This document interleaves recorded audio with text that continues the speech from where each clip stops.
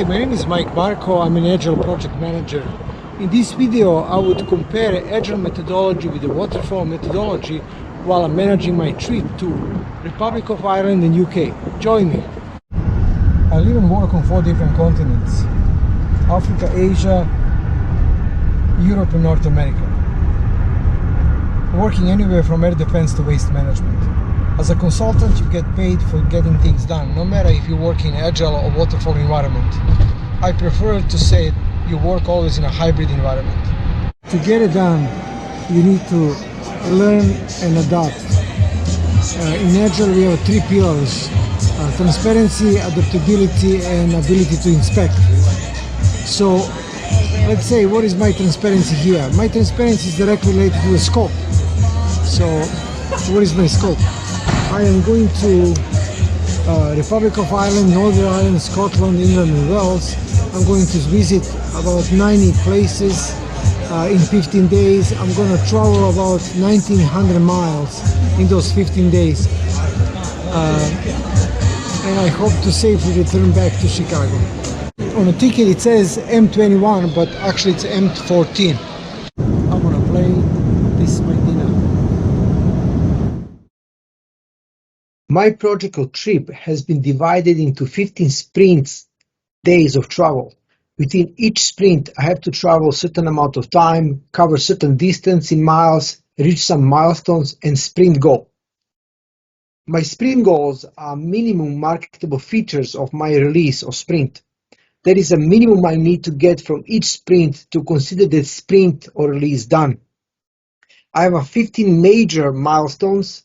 And then within these 15 milestones or sprints or days, I have around 90 plus sites, places to reach. I will be tracking my progress using Gantt chart from waterfall concept. There are a total of 119 tasks that I have to complete. Each task has the start and finish time, miles to travel, and level of effort. I will be using roadmaps. There is a total of 1,849 miles to travel, not including the distance from Chicago to Dublin and back, airtime. Each sprint has its own mileage or distance that I need to travel, as you can see here. In average, I should be traveling around 124 miles every day, but as you can see, every day I have planned to travel different mileage or distance. Using an Agile concept, I would develop backlog. I am using Fibonacci algorithm to estimate points. Since my sprints are each 1 day, I would estimate like 2 points per sprint or per day. That means if I have 15 sprints or 15 days, my total number of points for this trip or project would be equal to 30 points. I would be using ideal burn down chart to compare my actual performance progress within this project based on the points. In a burn down chart, ideal burn down chart, there is a total of 30 points, so I'm assuming that every day or every sprint I would deliver 2 points. In reality, that may or may not be the case. I can also use a burn down chart in miles. Again, I have 1,849 miles to travel. In average, I have 124 miles to travel every sprint or every day. And that would be ideal burn down chart if I track my project based on miles using a burn down chart. So again, 15 sprints. Every day I will have certain velocity, level of effort, number of milestones, and sprint goal. Let's say for sprint 1, my sprint goal is to reach Dublin, to fly from Chicago to Dublin. Sprint 2, I will have a velocity of 175 miles, level of effort or driving time like 3 hours and 51 minutes, total of 3 milestones, and my major objective or sprint goal would be to reach Belfast. Sprint 3, 157 miles, a little bit more than 5 hours, 7 milestones, objective to cross the channel with a ferry and reach the Cape Ryan. Sprint 4, 176 miles, 4 hours 27 minutes, 6 milestones, reach Perth. Sprint 5, 161 miles, 3 hours and 40 minutes, 6 milestones, sprint goal to reach Inverness. Sprint 6, 135 miles, 3 hours and 39 minutes, 6 milestones, reach Peterhead. Sprint 7, 84 miles, 2 hours and 10 minutes of driving, 8 milestones, and reach Montrose. Sprint 8, 133 miles, 4 hours and 9 minutes, 9 milestones, reach Edinburgh. Sprint 9, 123 miles, 3 hours and 30 minutes, 9 milestones, reach Alnwick. Sprint 10, 94 miles, 3 hours and 8 minutes, 8 milestones, reach Darlington.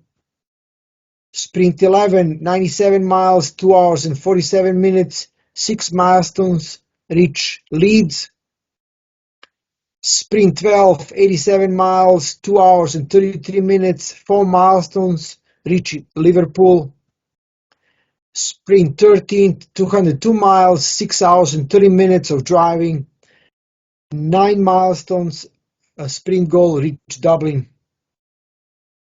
Sprint 14, 18 miles, 18 minutes, 4 milestones, sprint goal, reach St. Patrick Cathedral. And sprint 15, flying back to Chicago.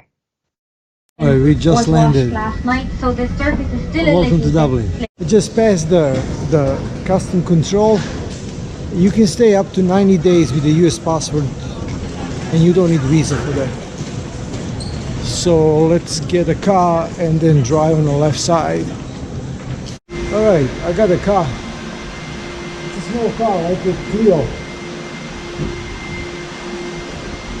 I have to make sure that I don't forget, drive on the left side. So the plane was late. It took me some time to check in for the car as well, so I'm late behind schedule a little bit. Alright, but before we continue, let's say what makes my project waterfall. I have a stable scope, I have a deadline, I have an entire plan with a number of milestones that I have to deliver. And I'm tracking my progress in a waterfall environment using percentage complete, right, through Gantt chart.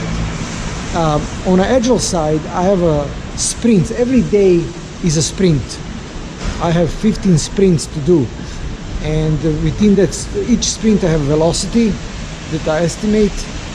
I have a sprint goals. For every sprint I have to see something, do something, right? I would have a backlog. In real life, I would plan for like a 2 or 3 sprints ahead, my backlog. But in this project, I have an entire backlog of 15 days or 15 sprints, what I'm gonna do. And I'll make sure that every morning I have a daily scrum meeting when I would discuss what I'm going to accomplish that particular day. Sprint goal for day 1, Castle to Linally, go to Belfast, and then see in a Belfast Cave Hill country, and then check in hotel.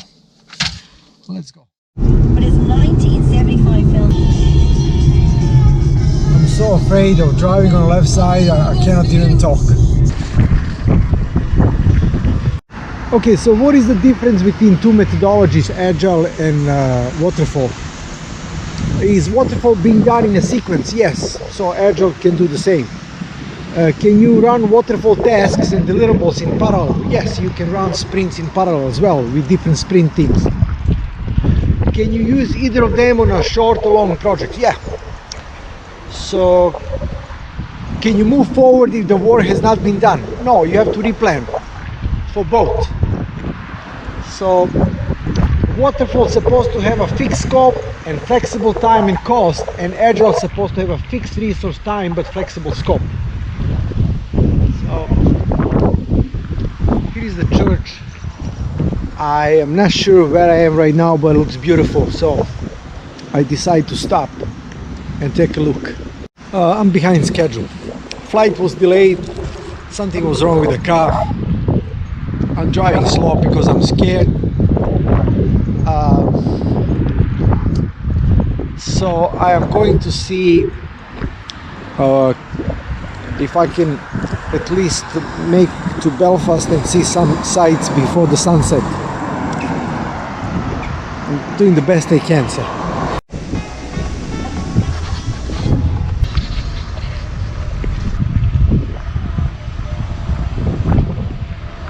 Alright, I'm not going inside the castle for two reasons. First of all, I'm late, and secondly, castle is closed. So, if you work on a tight schedule and you don't have complete requirements, you're not able to deliver much, what will happen with the release? Probably the value, the quality that you're delivering will suffer. So this is what happened right now. Like, first of all, I did not know that castle is closed until April. I had a lot of hiccups when I was driving up to here, so I am behind schedule. I have not much to show, so this will be my release. It's incomplete. I'm at the castle, but I have nothing else to show, right? So that's pretty much happens when you work on a project and you don't have requirements ready, you don't have a team ready. There are risks, spikes that affect your throughput. So I'm gonna walk around and just enjoy scenery from outside.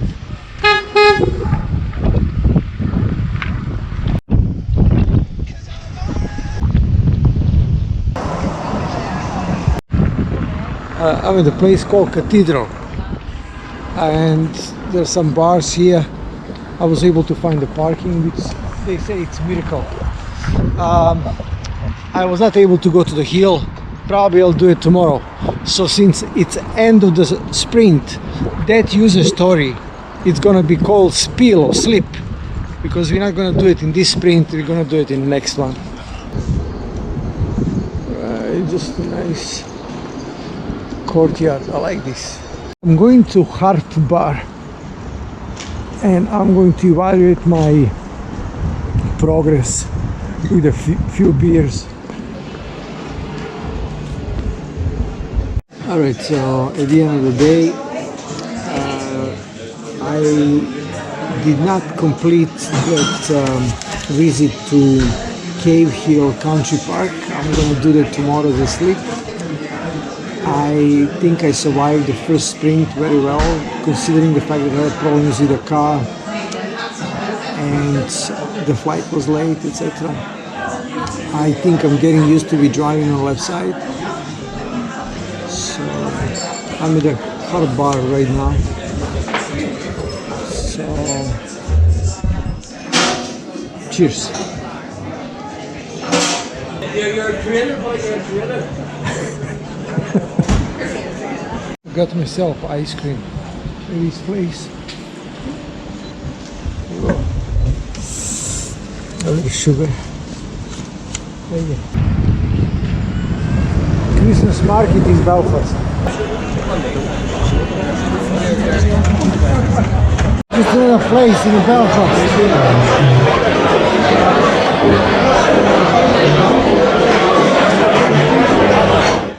December 20th. So, what did I do yesterday? I safely landed in Dublin.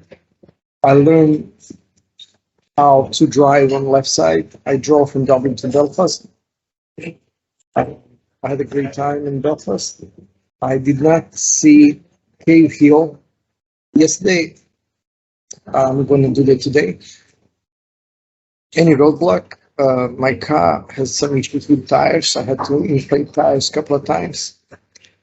And today I would go to see the Luce Castle, Belly Castle, Cushendall, Glenelg Castle, and then I had to travel to across the channels to Cairn around with the Stena line. Challenge with that is I'm not sure am I leaving from Larne or from Belfast. I think it's from Belfast. I'm going to have a breakfast and leave. I have hot sauce from last night. I stayed at the hotel and I would not forget to drive on the left side.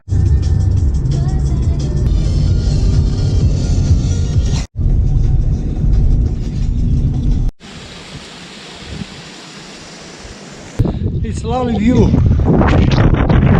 going to Napoleon Hill. The bad thing is I'm behind schedule 3 hours and I have a major milestone. I need to catch ferry to cross the channel at 7 o'clock tonight. So never give up.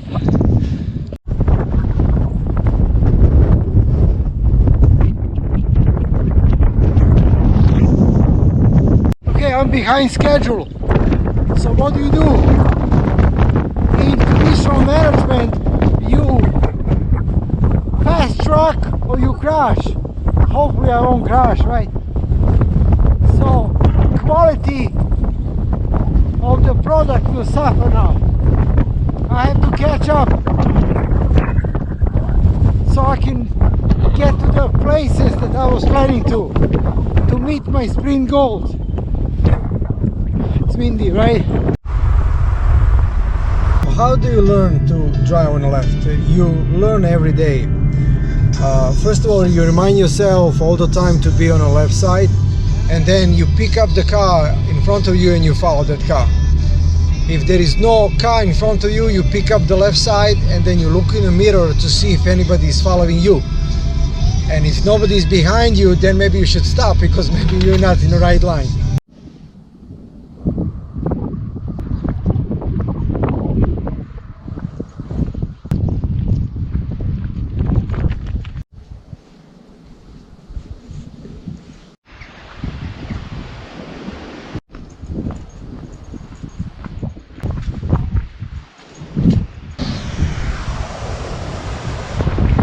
What makes you to succeed on your project? Stable requirements, you know what you want, the customer know what they want, you know how to do things, stable environment, stable team, and then you create a stable output. As you can see on my project, there's an environment that I cannot control. I am adapting in a process, I'm learning how to drive on the left side. I discover every time I visit a place, I discover something else to see. So all of that puts pressure on me to meet the release date.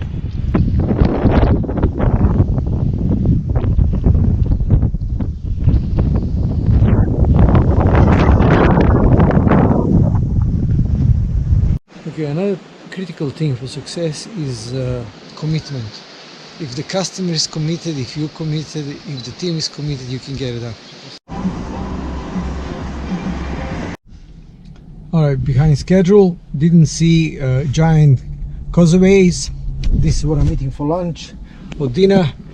On my way to ferry. I'm gonna see Larne and then Belfast and then ferry to other side of the channel.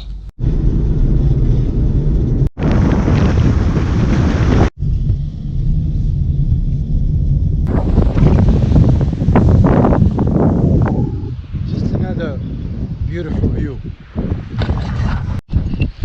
Castle Glenarm. I'm behind schedule. Came late, they closed it. Loading the boat, crossing the channel with a ferry. This side looks on a ferry. After you stabilize requirements, one of the most important tools to connect end users team result is decomposition or slicing. In waterfall, you would take scope and decompose scope into deliverables, milestones, and tasks. And in Agile, you would decompose epics into user stories. The purpose of decomposition is to arrive to the lowest logically derived amount of work that you can assign resource, time, and cost. So let's say in Agile, you would decompose user stories into tasks. And in waterfall, you would decompose deliverables into tasks and assign resource to complete them, right? The purpose of that is to complete the scope, to understand the full aspect of what you're delivering to the customer. The team can understand what type of work they need to perform to meet requirements, and the end user to understand what they're going to get at the end of the project, and then also if they have some loopholes within requirements that they didn't know about. Most of the time, if infrastructure, some process they are missing, etc. Either way, decompositional slicing is important too that you want to focus on. On my project, I decompose my project in a waterfall environment in 3 major phases. So I develop project plan, I'm going through execution, these are my milestones, and then when I complete the project, I will be closing the project, right? If I use a Gantt chart, you can see that each of my deliverables, which is pretty much every day, is decomposed into number of tasks, objectives that I have to achieve. And each start and finish day, a time within that period, in this case, 1 day. I can use in Agile a backlog. And in that backlog, I have a number of sprints. Within each, I have a number of user stories and tests that I have to complete. So my sprints are 1 day in duration. And in real life, you usually have like a backlog, which includes like a 2-3 sprints of user stories that are well defined and other user stories that the product owner is working on.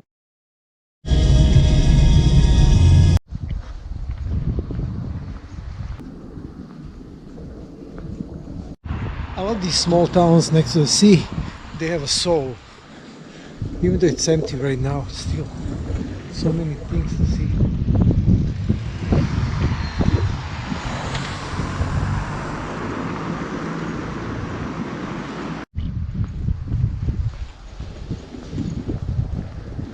This is where I'm staying, Karen, Ryan.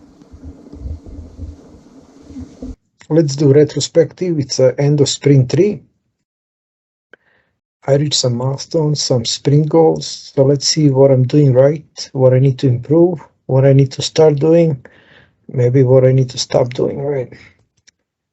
So on a positive note, I adapted well to the environment. Car is okay. I'm doing good with driving. People are very friendly, I have to say. I got rest. On a improvement side, I was not able to complete sprint goals for sprint 2. I missed Giant Castaway and Glenarm Castle, but I did meet milestone and I got a ferry on time. I crossed the channel.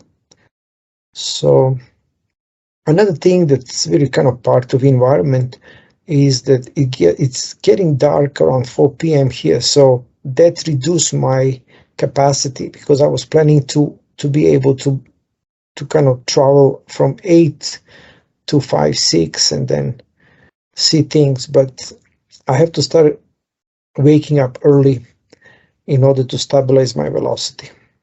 So that's all for this retrospective. Talk to you later then. Good morning, everybody. Daily Scrum, Sprint 4 or Day 4. Let's see, what did we accomplish yesterday? I'm going to use Microsoft Project for that. So 100% tasks are completed.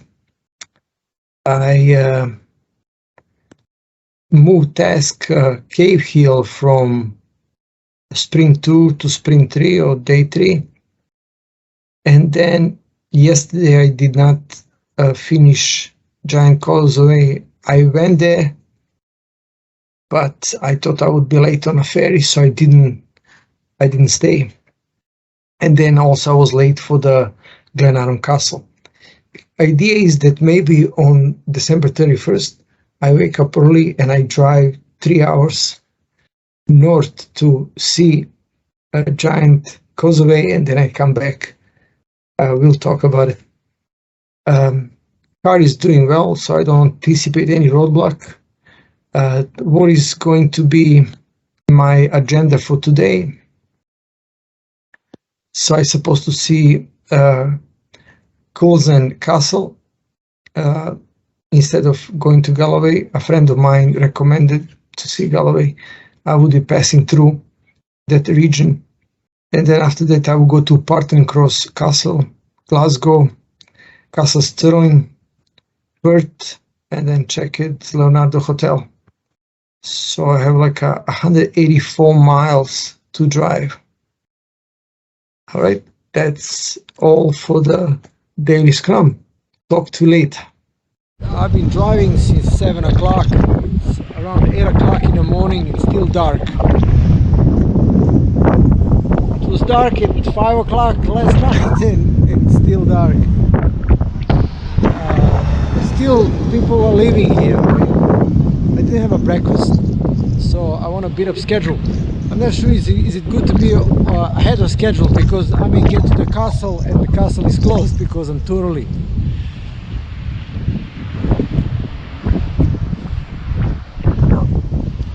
Lovely morning. I bet it's beautiful. Beautiful day. I gotta go.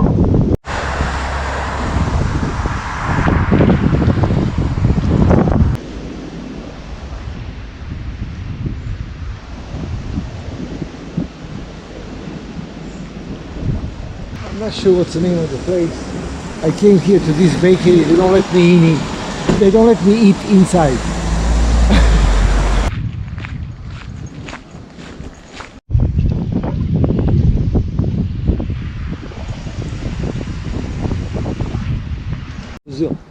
Castle.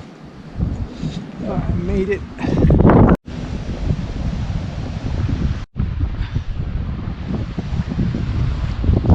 Right, Porting Cross Castle. Let's see.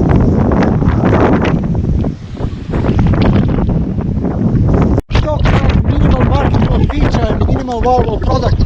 When you talk about requirements to your customer and users, you need to remind them that you may not be able to deliver everything.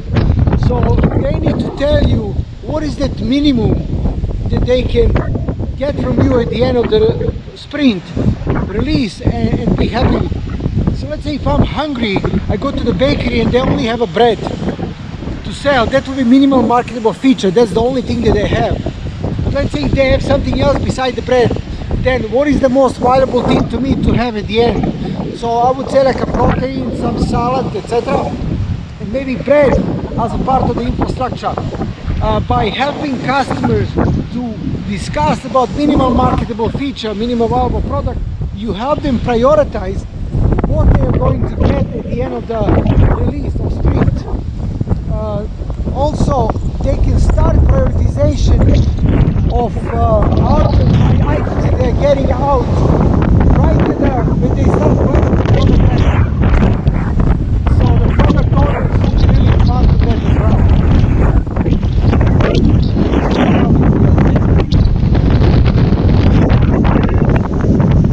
Look at this.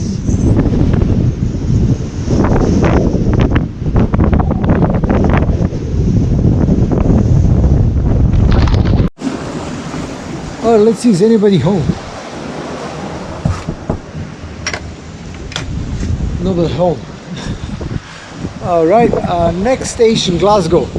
Besides minimal marketable feature and minimal viable product, you should also talk about out of scope with your end users and product owner, customers.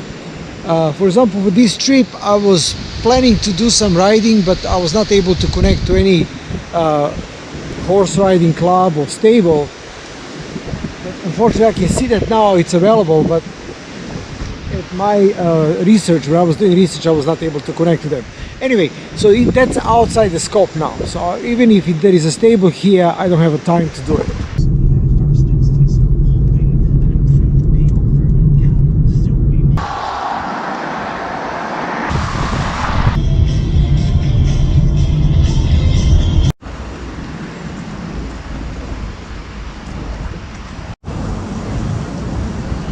Glasgow Cathedral.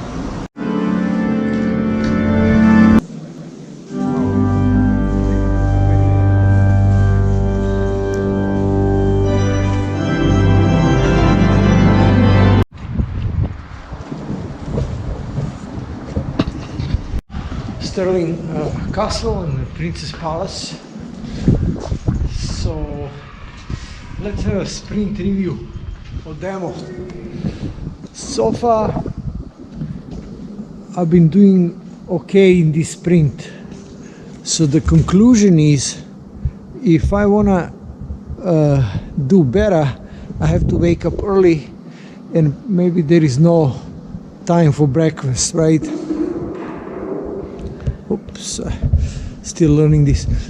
So that's one thing. Second thing, the velocity is getting stable. I'm doing better with driving. So I think I will finish this sprint as planned. And we'll see about tomorrow. Okay, we'll do the same planning in the morning. And that will be pretty much it. Sprint review or demo is in the middle of the sprint, and it's an informal event when people get together to discuss about work that they are doing. Sprint review is not about changing sprint goal, scope of work or whatever for the given sprint. It's just about what do you do right and what do you do in terms of requirements. So it's not retrospective, but it's still like a kind of showing to your stakeholders, hey, this is as a team, this is what we accomplish. So it's right now it's 3 o'clock and I have one more milestone to complete the entire objective for the sprint for the day. So as you can see, I'm using these terms like a sprint and milestones interchangeably, and I have no problem with that because again I believe in a hybrid approach. I hope you agree with me. Okay, let's see. What a beautiful building. Stirling was supporter of Queen Mary, and Queen Mary was killed by Queen Elizabeth. Apparently they laid down side by side later on. Alright, let's move on. Okay, actually, what's this? Battleground. Alright, here's the place called the Tavern. I'm gonna go there and do some sprint retrospective. I am in Perth. I'm done for today. Alright, so when we look at the requirements, product owner prioritizes requirements in a product backlog, team prioritizes requirements in sprint backlog. But then there are two types of activities or tasks that we perform within a sprint or within the project. There are value added and waste activities. Value added is everything that helps me deliver value or benefits to my customer, to my end user faster. Waste is anything that delays that process. For example, transportation. Let's say motion, right? So I'm traveling from city to city, so the value is to get to the point, right? But transportation can be seen as waste, even though transportation for me, driving, is relaxing, right? Another thing is inventory. Let's say if I load my car with the clothes or food that I don't need, right? Then waiting, for example, waiting in a line for food or waiting to check out, etc. So that's kind of waste as well. Let's say overproduction, overprocessing, defects or errors, like I exited the wrong exit and I have to make a turnaround to catch up. All of that is delaying me from getting to the point or achieving my sprint goal. So there is some activities that are waste, but they are mandatory waste, I call them. For example, meetings. Meetings are important, but often we waste time in the meetings because there is no agenda and people jump left and right, interrupt the meetings, or they just meet for the sake of the meeting, etc. Let's say in Scrum, there is a daily Scrum that we're supposed to attend, but sometimes there is nothing to report. So as a Agile project manager or Scrum Master, you should reach out to your team and see if it's necessary to meet every day. I know based on Agile or Scrum ceremonies, you have to meet with the team every morning, but sometimes, just give them a break. Be adaptable, right?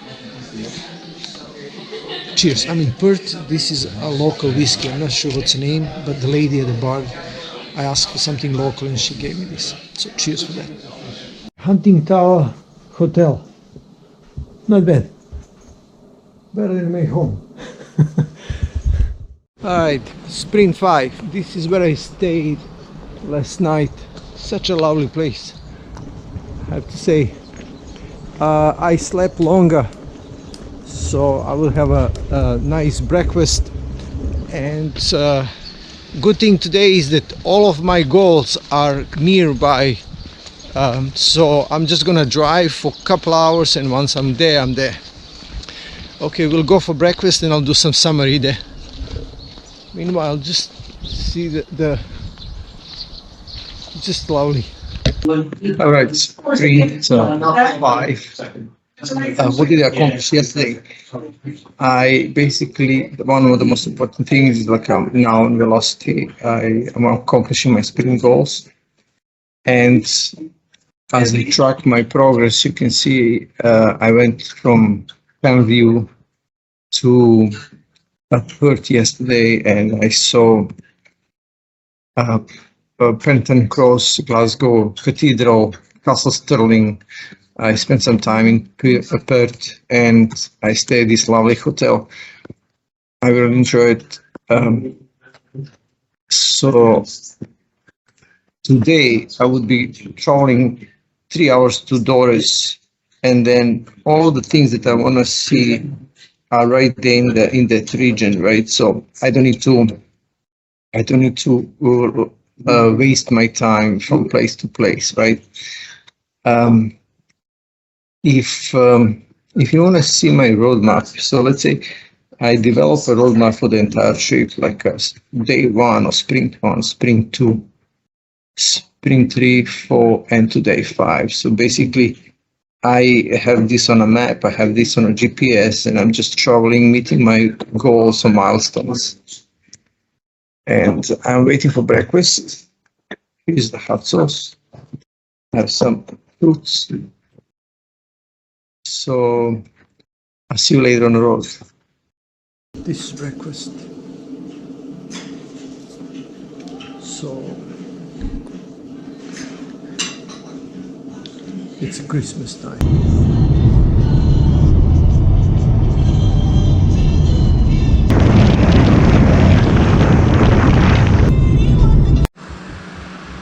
Another beautiful sight.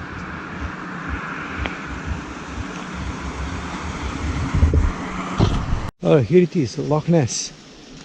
So I asked a couple of people, have they seen monster yet? They say no. So hopefully during my short visit she would have a presence here. All right, so while we're waiting, let's talk about value and volume. What is the value? Any benefit that you deliver to the end user at the end of the sprint as a part of your release, right? And what is the volume? Volume are the all requirements, functions, user stories, features that end users are requesting from you. So if you take a look from perspective of the team, everything that the end user gives to you is a top priority for them. Product owner may help you a little bit with the product backlog. They will try to prioritize, and then team will prioritize within the sprint backlog. But in reality, end users want everything. And as a result of that, team would constantly work under pressure. It would be under stress to work on everything, to deliver everything. And often there are sprints, there is nothing delivered because there are changes of requirements, there is miscommunication about requirements, etc. Not only that lack of priority put pressure on team to organize themselves within the project, but then also puts pressure on a portfolio. because when you work on a multiple project, sometimes you spend resource working on low priority items for XYZ project, while top priority requirements on ABC project are waiting in a queue because there is no resource to complete them. So going back to my project, my requirements are to see like a 90 plus sites, like this one, or castles, bars, etc. My priority is to see nature, castles. My priority is not to sit in a bar, have a fancy dinner or lunch, right? I can go and buy food in a supermarket and just keep driving, because I have to drive like 1900 miles, right? So I'm still waiting. Oh, look, see that? All right, so that's about Loch Ness here. I'm not sure we can spend much time. I'll talk to some people and tell them to stay in touch with us if something shows up here. Okay, let's go to Inverness. All right, Castle of Inverness. Construction. Keep up. All right, looks good though. I like it. All right. All right, this is a Cowdler Castle.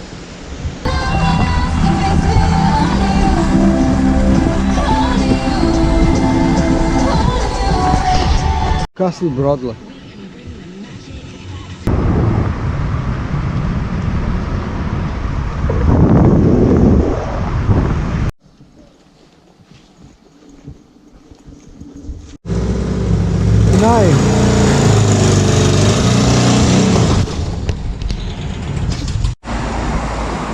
All right, when we talk about volume, we touch the area that I call dark agile.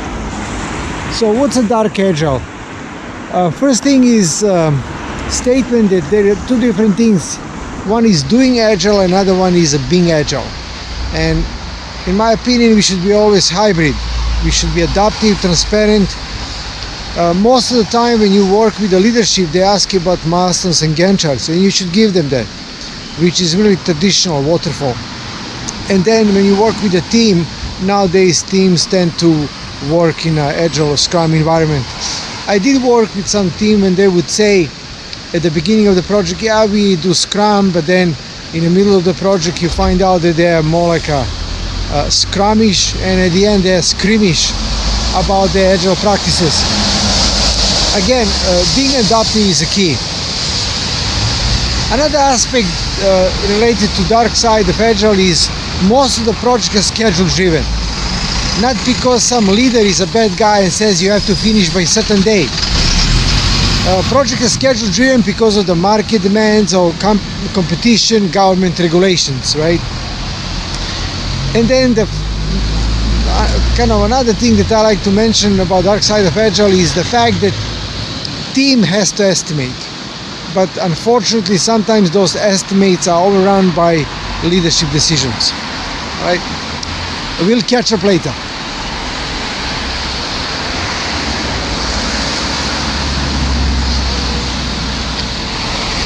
Awareness right now. So let's do it agile dark side part 2. So in a waterfall, you collect requirements, you analyze, you plan, design, develop, test, implement, and you release, right? Hoping to match requirements of the customer. Pretty much in agile, before this trip I did product increment planning. In other words, I set and I plan for the entire trip what I'm going to do for 15 sprints or 15 days. And then every sprint, every day when I wake up, I do some planning what I'm going to do that day, and then I check what I do at the end of the day. So let's say in SAFe they call it product increment planning event, right? You're planning for 2-3 months or 2-3 sprints ahead, right? Nothing's wrong with that. So what is the dark side of agile there?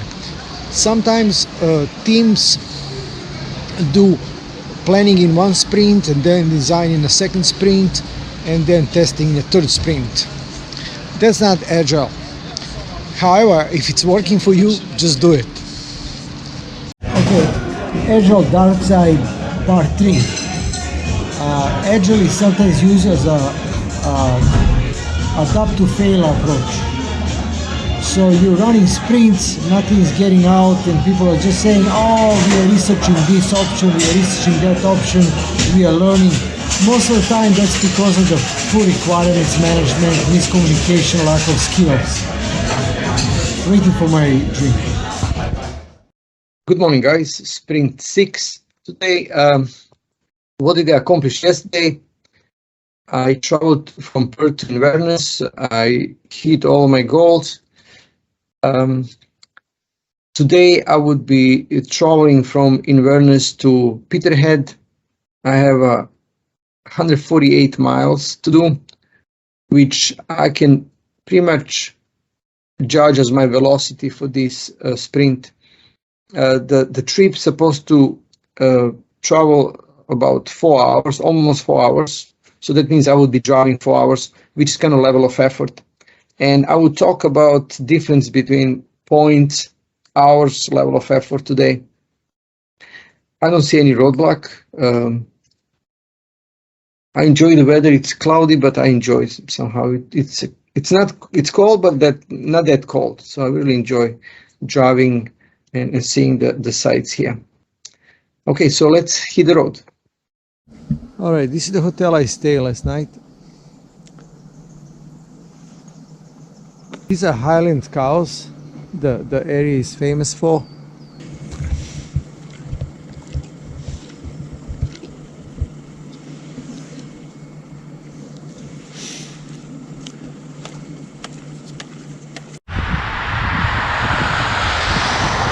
Okay, here is the runabout, and this is how you go to the runabout. Just if you're making left, you have to make a left turn and make a left turn light, and if you're going right, you make a right turn right. I'm going right, so I'm gonna make a. You watch for the car in opposite direction. Nobody, clear. Going out. Let's continue talking about the Agile dark side, right? So we talked about team. There is a lot of stress on the team, but Agile can be also covered up for certain behavior. For example, for lazy people in a short period of time. Since team is responsible for release, so not everybody can contribute the best to their knowledge. I cannot fit in a given velocity. Let's say in my example, I have to drive 160 miles every day.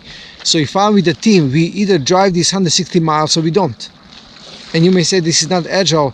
Well, but most of the time team work in such environment. Also, in a short period of time, Agile team can cover up for the lack of skills. In other words, it gives you opportunity to catch up, to learn. But if you don't learn, then basically you cannot fit in that team. You have to move out. Because of lack of skills, so even if you're a high performer, you may not fit in the team because you're doing more than others, and eventually that will create a friction down the line.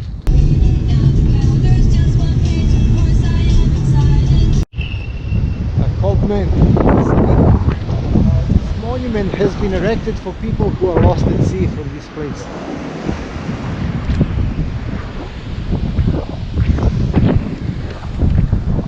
Right, so talking about putting pressure on team. At the end, if you put too much pressure on team, experts will leave. You end up with the people with the low skills and people with a yes mentality. Those people who always agree with you, no matter if you're right or wrong. Agile it's a culture shock. It brings the change to organization. So some people just cannot work in such environment because they don't have full control. Some people, it takes like 3 to 6 sprints, sometimes 3 to 6 months to adopt Agile practices. It works in a long term for sure if the entire organization is committed.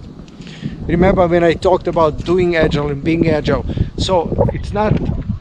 Sometimes leadership says, yeah, we are Agile, but in reality what they think about it is the team is Agile, but they're not, and they don't need to be Agile. So be aware of that.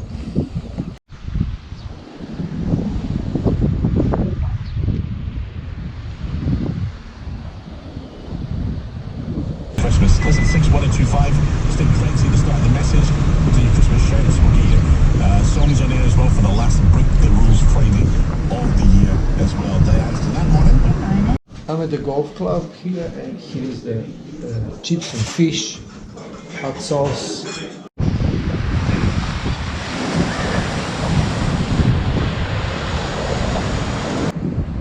Just another site.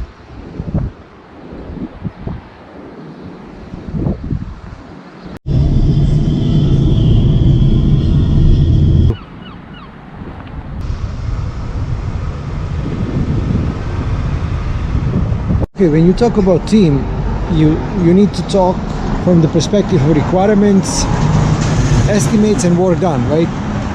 So the better way to connect to that is through concept called 4Ms.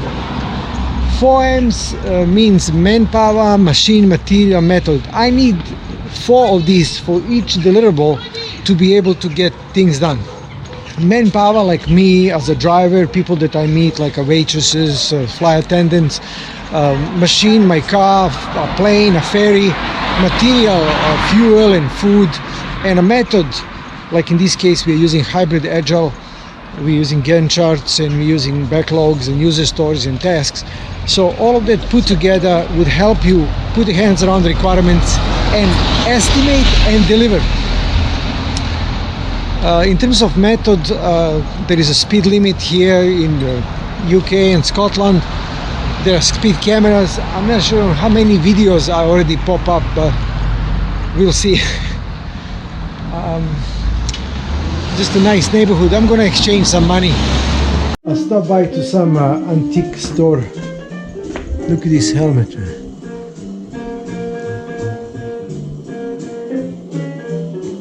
Gladiators.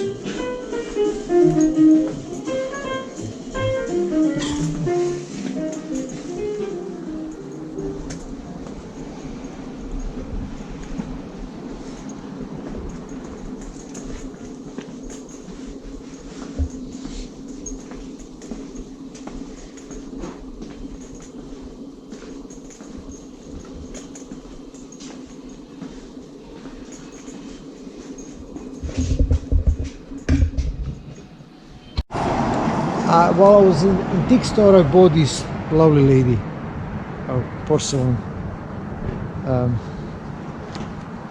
There were like a number of them, and I said, which one would I marry? I would marry somebody like this.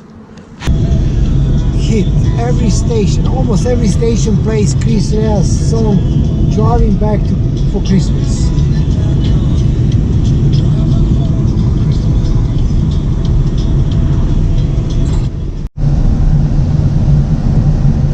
Traffic a little bit.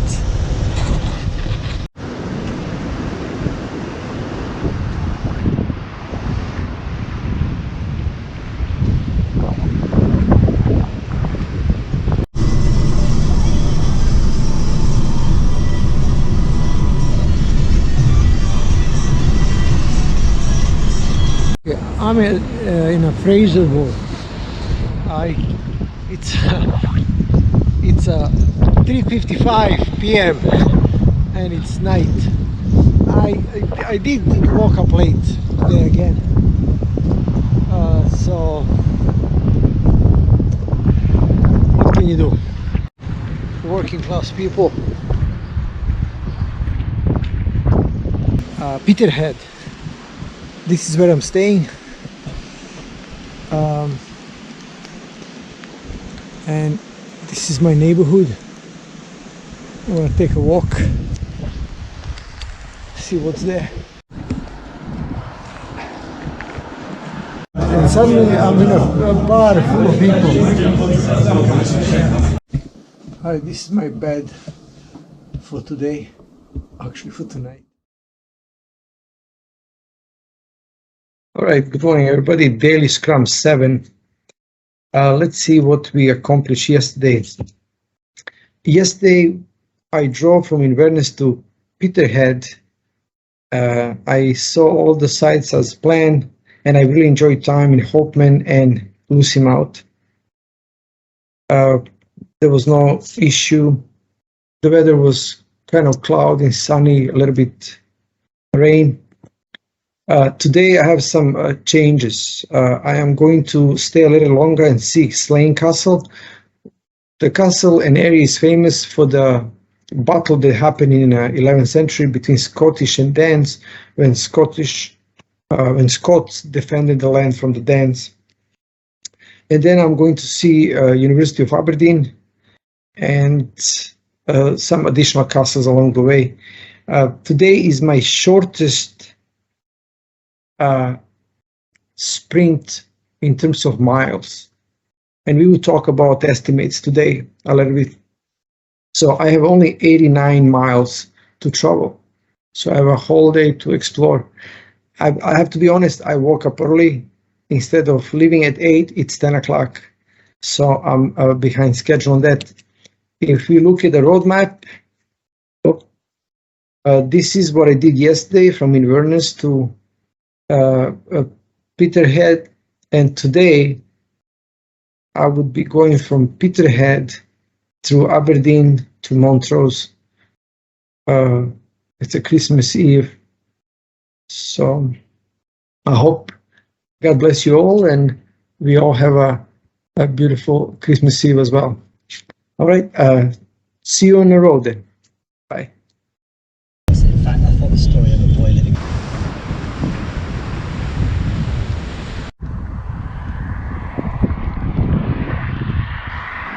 Slane Castle.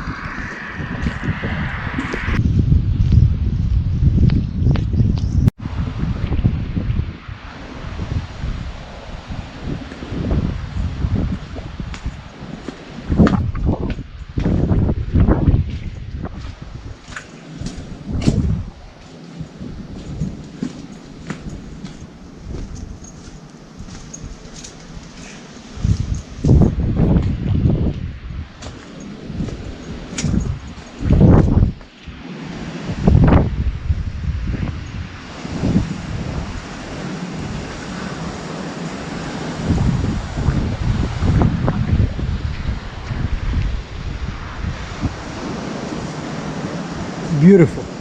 I'm gonna record the entire castle. Probably it's gonna be the longest clip, but I don't mind.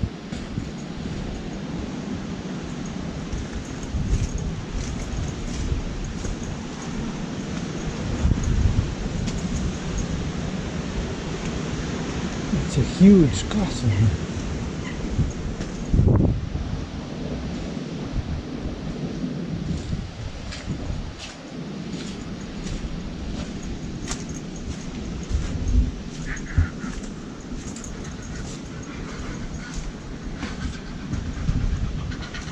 Just birds.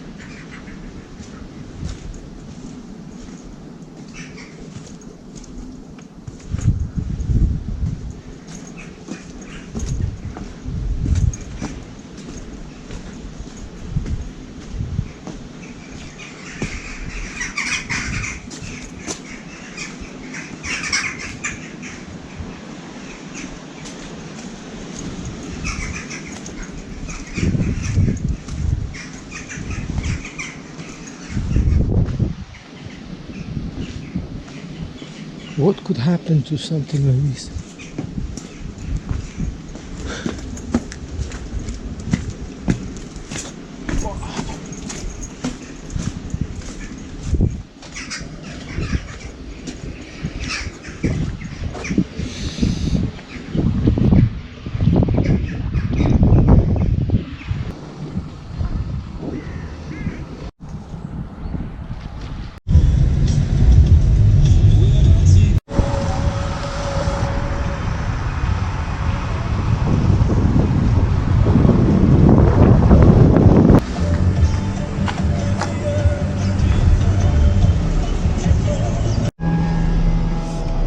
I'm going for a restaurant for food. Probably I can just enter. I'm not sure how I'm gonna exit here. Alright, Silver Darling. Let's see what's inside. So let's talk about estimating food service delivery. When you estimate, you need requirements. you need the capacity of your team, and you need your tasks. So what is my requirement? My requirement, I want to see 90 plus sites in 15 days. What is my capacity? I have 15 days of work and I can do 2 tasks. I have to do 2 tasks. I have to drive and I have to videotape these lessons. I have to see sites, right? So in 15 days I have a capacity of driving like 8 or 10 hours a day. Driving, recording, eating, etc. And nobody works full capacity. Nobody works 8 hours a day. You know, so we have to be realistic about it. Another constraint here is that sunrise is at 9 o'clock and sunset is at 4 o'clock.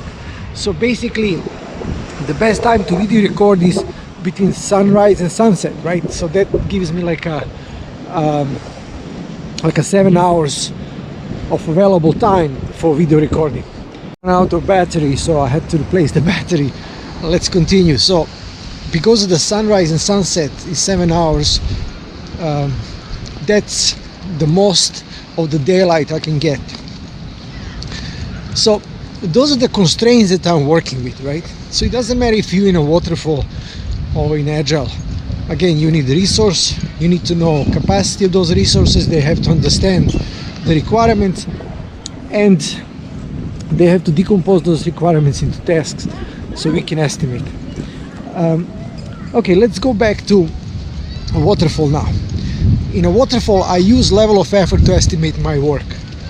Level of effort is the total amount of time that you spend to complete certain task. So let's say if I have deliverables and milestones every day, so it will take me, let's say, 10 to 12 hours to complete my trip for the day, to record, to rest, to eat, etc. So what is the capacity then? If my project will take 15 days, 15 deliverables, 15 milestones, and for each of those milestones I have to spend, let's say, 12 hours. So the maximum capacity that I have, a total level of effort for my project for those 50 days will be 180 hours of work.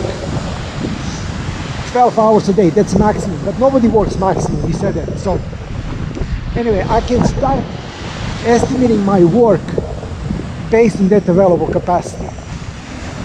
If I go to Agile, and let's say I use Fibonacci algorithm, then I can say that for 1 day of work, for half day of work, I would give 1 point.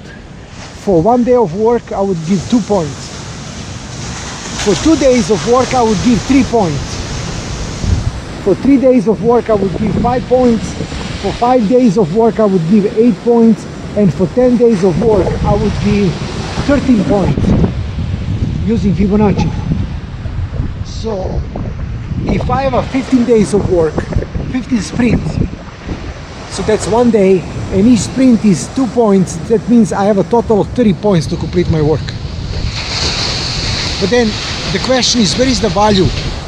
Because when you estimate your user stories or sprints, you estimate them based on a value, risk, and time they spend. So I'll spend a little more time on this. I have to write something on a whiteboard so we can see that concept a little bit better, because I have to build the burn down chart as well.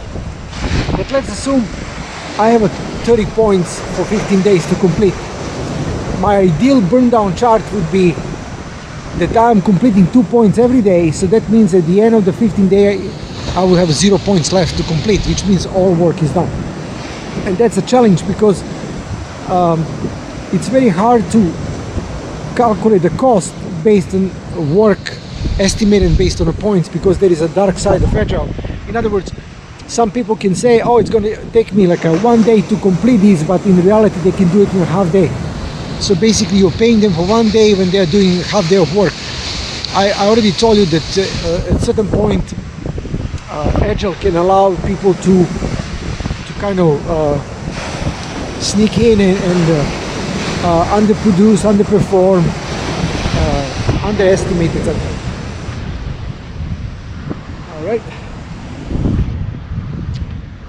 Hey, look those windmills over there. All right, let's walk a little bit.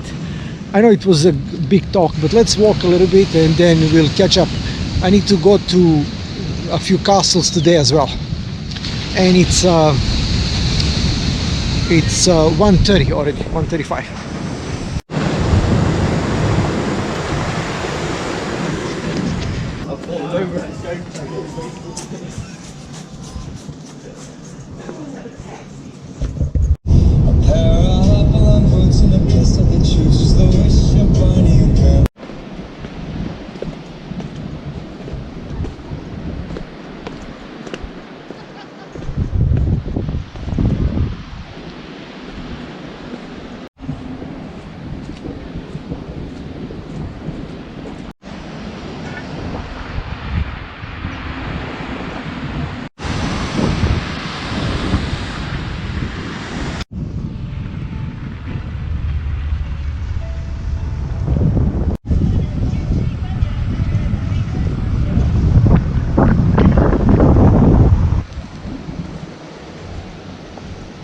All right, that's it.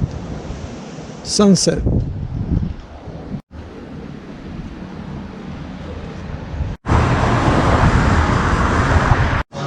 Okay. Okay. Can I have Madre, please? Taking pictures. Oh, myself, yeah. Oh, Can I have Madre? imagine, yeah. All right. So I'm in a Christmas Eve place called Picture something. I forgot. So I'm ordering a beer, Madre. I'm in Montrose. It's a Christmas Eve. I got used to this soda. It's a herb soda, Curiosity Cola. It's made in England. So I'm gonna go to hotel. It's just a empty city and it's raining, so I'm just gonna call it off for tonight. Good morning, sprint 8. Welcome to Daily Scrum. Yesterday I drove from Peterhead to Montrose. I stayed at St. Cyrus. I accomplished all the goals. Saw some beautiful scenery. Car is doing well. The road was empty. I'm not sure about the traffic cameras, how they're gonna handle me.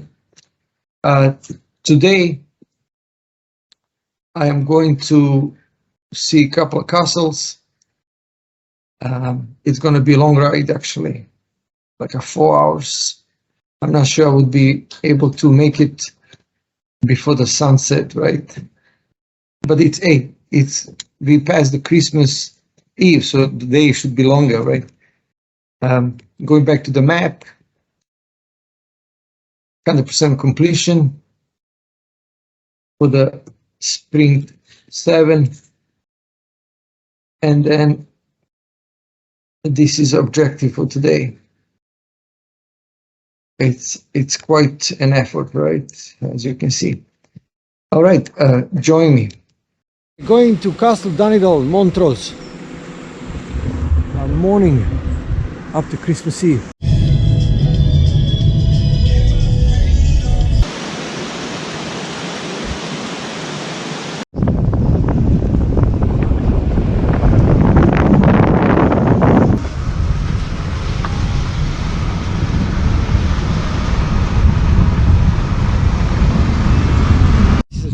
Castle. I'm not sure is this private property or not. I hope I won't get shot for this.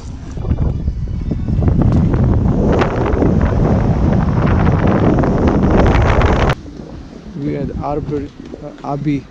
There is they signed independence document here. So let's see.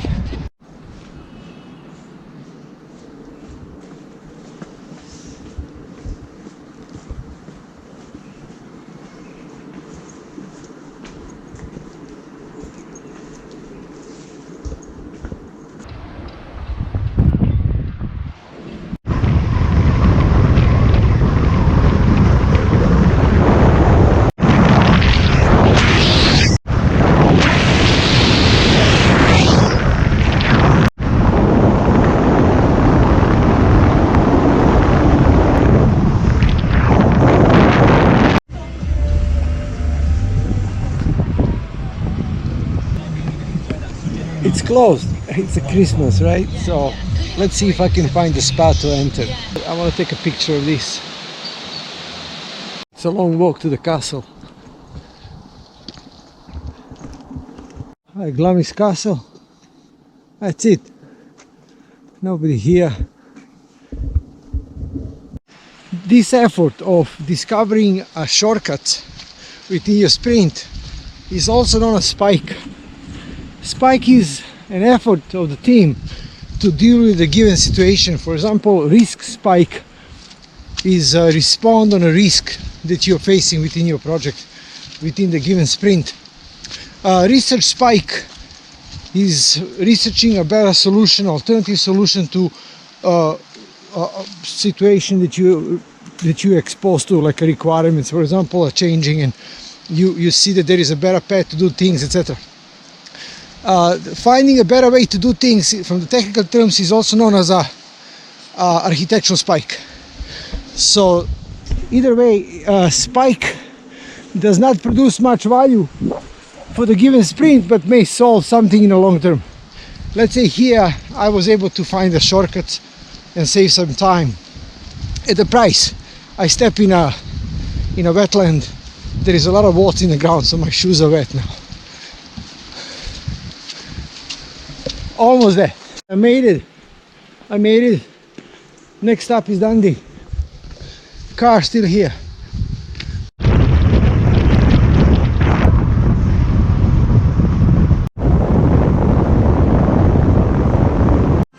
Place is oversold. It's Christmas.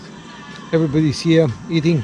Luckily, I have some bread and I have some sardines or macaleris. So I'm going to enjoy myself with that. I think I even have a wine in the car. Okay. This is my Christmas lunch. I have a little wine too.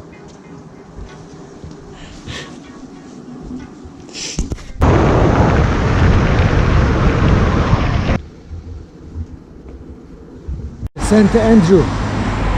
So I'm gonna see castle in a second.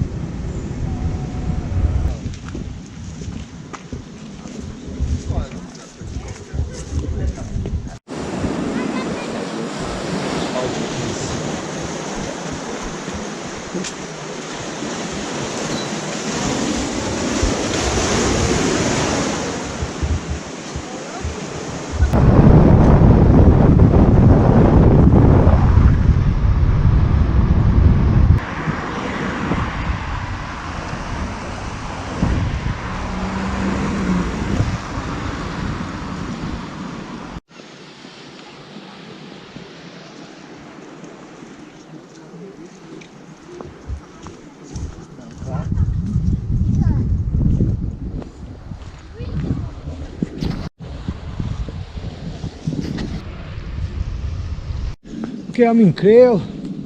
Next up is Ellie. Hey, it's interesting stuff. So, just nobody. Christmas time. Right. Ocean. You won't. Nobody gets hungry next to ocean. Scotland. Just the right spot. It is chilly a little bit for sure, but it's lovely land. Let me go to that place, take a look.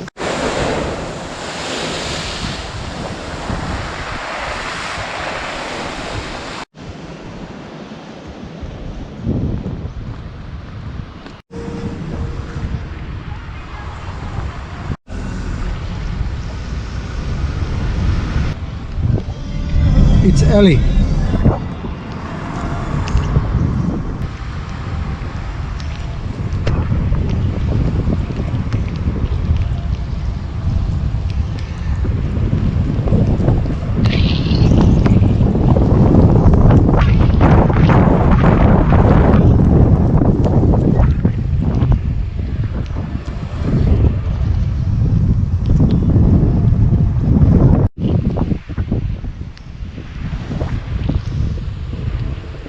Next stop, Kirkcaldy.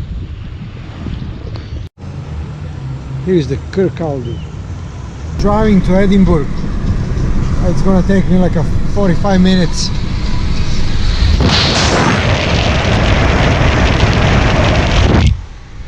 Just another rainy day.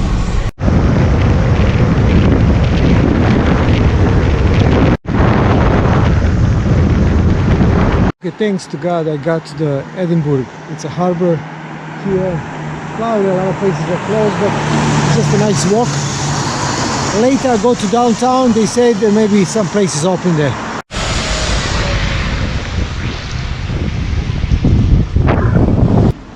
So, this is called printing press. Oh, it's Christmas. I'm not allowed to go in, so I just want to show the beauty of the place. This is the only place. Let me get some food.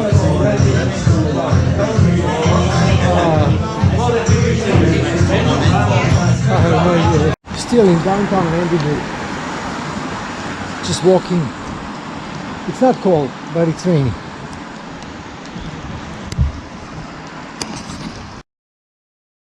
All right. I'm in a hotel room, sitting outside. So let's talk about the estimates. If you have a stable requirements, stable team, stable environment, you can come up with the stable estimates and stable outcome. In a waterfall, I would talk to my team and I would decompose the deliverables into tasks. And then for each task, I would ask my team members to pick and choose which task is they're capable, available to complete. And I would ask them to give me optimistic and pessimistic estimates, and considering the risk, we would calculate the most likely estimate. So let's say if most likely estimates are given to me by the team for input visit, like a 1 hour, that would be a baseline. And I would then compare the actual work report based on that baseline later on to calculate duration. This way, I'm able to connect requirements team to the output and to the budget eventually, because I have to pay these team members for the work that they did, right? The key is that they estimate. If they estimate, they own it. I also consider risk when we are calculating these estimates, right? So you can see for each of these tasks, I ask the team members, in this case me, to estimate how much time they would spend and if there is any variation. So as you can hear, for example, for the castle in this farm, I plan to spend 1 hour, but actually I spend like 30 minutes there, right? All right, so when we go to Agile, we would use the Fibonacci algorithm, and we talk about the fact that since I have 15 sprints, each sprint is 1 day in duration. That means I would spend like a 2 points per sprint, right? So if I develop my burnout chart, 15 days, 2 points each day would give me a 30 points. And if I, to start my project with, right? So if I burn equally 2 points, that will give me ideal burn down chart, which means again 2 points after every sprint. I would be delivering the value to the customer. But in reality, as you know, I did not visit all of the tasks or sites. So as a result of that, I'm accumulating slip or spill work that's not done, and I need to reach out to stakeholders to say, hey, are we planning to do this, or we will just give up on this, right? As you know, in a waterfall scenario, I just mark those tasks as a 0% complete. We would not do them. We would just move forward, right? So there, in an Agile, we would put these tasks or user stories back on a product backlog for product owners just to prioritize and to see if we have to still complete them or not. But take a look. In this case, we are using points, right? But let's say if we give another spin to this, and instead of calculating days into points, I can convert miles that I'm traveling for these 15 days as my points base. So let's say I'm traveling 1,849 miles for 15 days, which would give me like 123 miles, around 123 miles per sprint. And that would helped me develop ideal burn down chart in this case here. But then when you look at I estimate and calculate which miles I would be spending each sprint, and you can see that each sprint we have a different mileage, which is very likely the true outcome or reality of the Agile project, that we have a hard time establishing and keeping velocity just because there are a lot of unknowns sometimes. There is a lot of changes in the customers about the requirements with different stakeholders, etc. So it's very hard to keep that stable velocity. Even though, I mean, it's beneficial, but it's very hard to accomplish that. So tracking my burn down chart based on miles would be more accurate than tracking my burn down chart using a points and Fibonacci algorithm. Okay, all right, so this was about estimates, right? Either way we go, it's just a food for thought, right? Agile also give you opportunity to apply earn value management concept by using point, complete, etc. But for some people, that's not very much Agile, right? I like to use those concepts because I believe that if you can measure, you can manage. Good morning, Daily Scrum 8. Yesterday, I made it from St. Cyrus to Edinburgh. Saw some sites, everything was closed. I was eating fish cans for lunch, some cookies for dinner. This was the worst hotel, by the way. The heat did not work, so I was freezing because I got wet out of the rainy night, and I was not able to even to dry my shoes. So okay, I'll manage. Today, I would continue seeing a couple of castles, like Edinburgh Castle, Tantallon. I would go to Dunbar and some other places. So it's going to be like 3 hours, 39 minutes on the road. Maybe I'll even skip some places for today. Maybe, or maybe not. All right, so Castle Edinburgh is a next stop. I woke up early, so it's 8:30. I'm leaving at 8:30. All right, see you on the road. All right, this is where I stayed last night. No heat. It was freezing night though. All right, here is Edinburgh. Some of the streets in Edinburgh, they're all like that.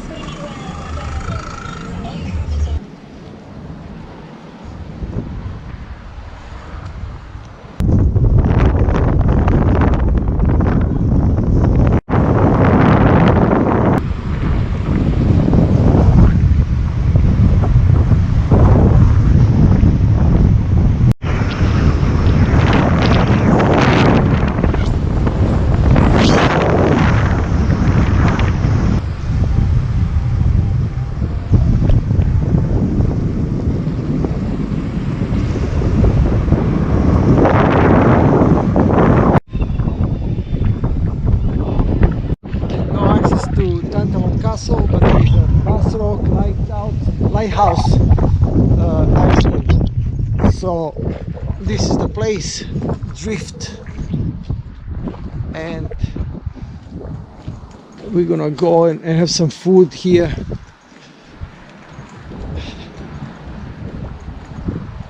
All right.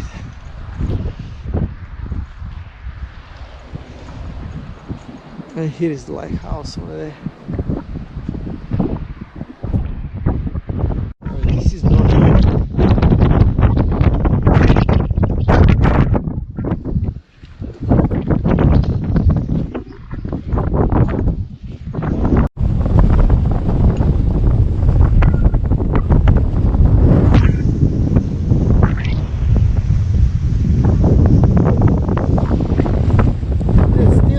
Berwick.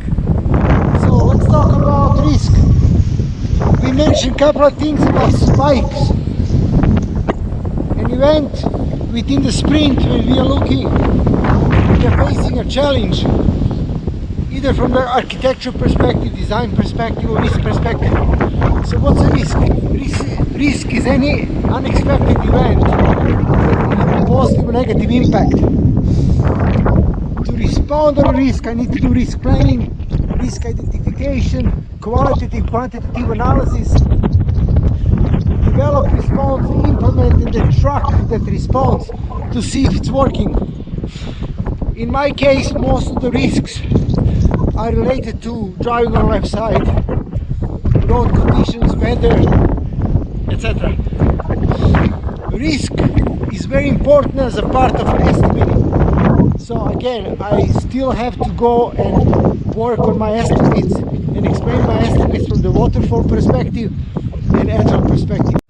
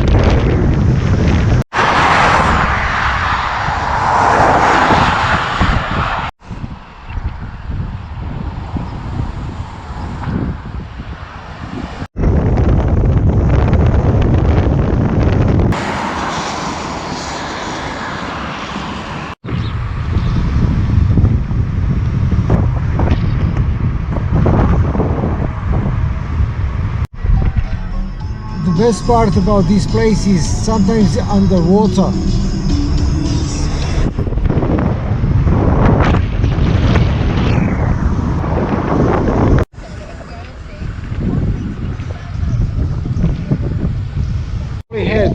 Holy Iceland, I'm sorry. Okay, Holy Iceland, St. Mary's Church. Right, hey, happy holidays. You too.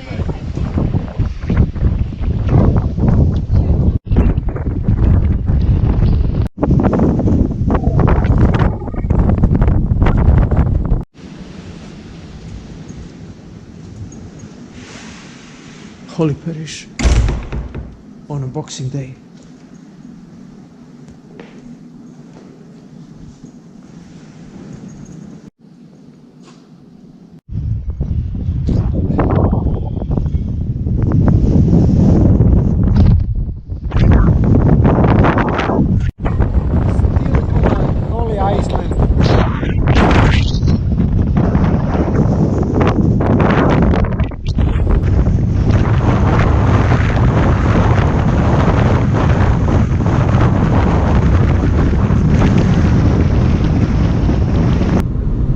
So as you can see now on the map, the road is gone because after 2 o'clock at 2:30 the surge will come and it will cover this road.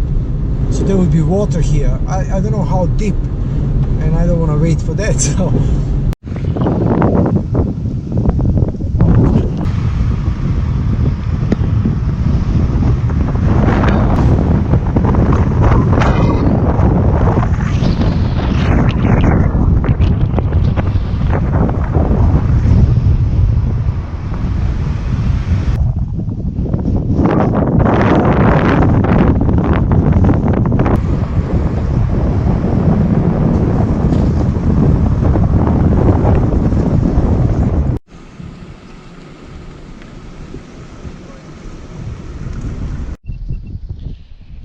probably they ditch the stone from here, or they launch boats from here.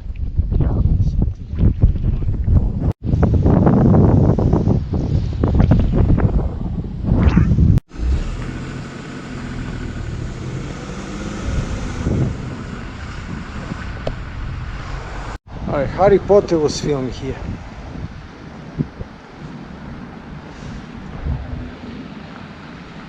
the Oaks at Alnwick. This is my new hotel, and it's warm. It's blowing all the time here, but I really like the trip.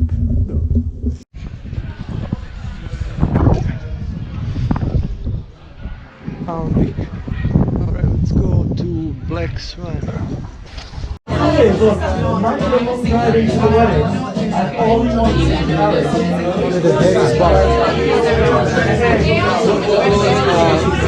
most, I saw some other places they were very crowded, so I ended up here.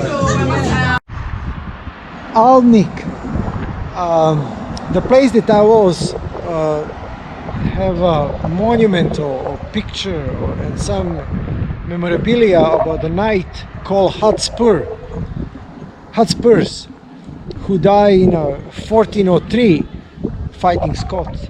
Scots gave him that name because he was had to go into fight with his horse. Apparently he was killed by an arrow from the Scottish side. Okay, Christmas.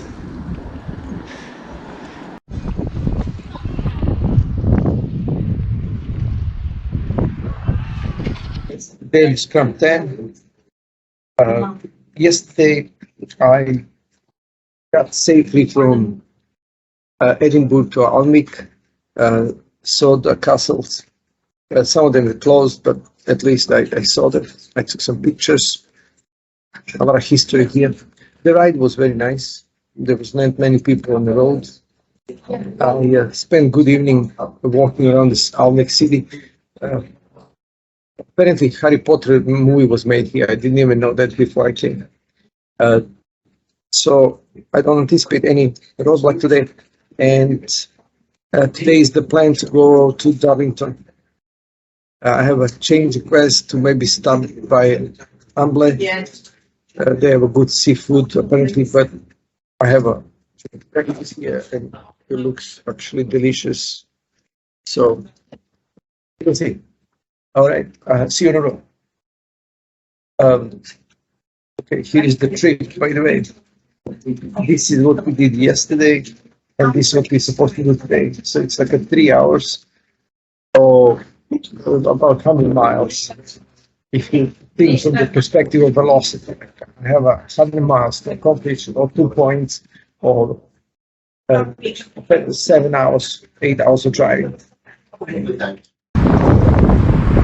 I'm still in Alnwick, and I'm trying to exchange dollars for pounds, and it doesn't work.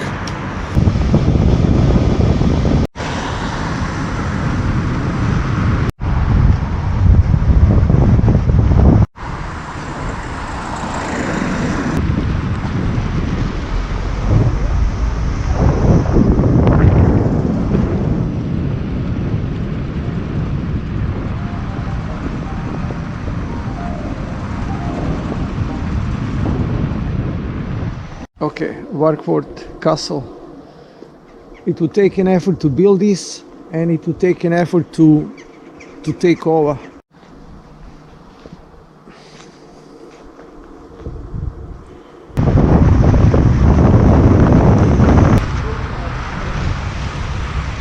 It's a longer holiday here for Christmas than in USA, so stores are closed. I mean, the bank office, etc., post office, where you can exchange dollars, is closed too. So that's where we're standing right now. The gentleman who works here, he just opens the store, and eventually I just sneak in. He was just dropping a bike for work or something. So anyway, I got sterling pounds. Now I can buy things.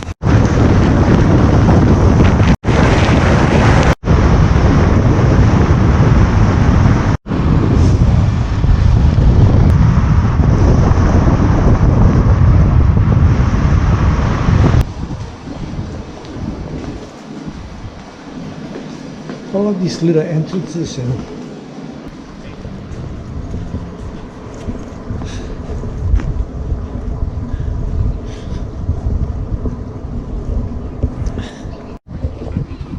That's cathedral, and the castle is this way.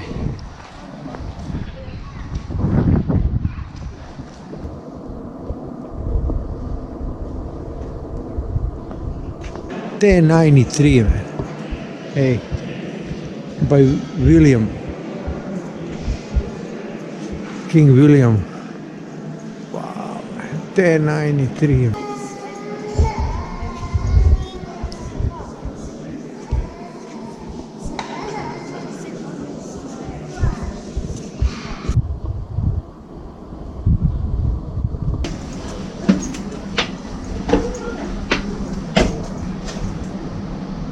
Old Way Passage. Another passage.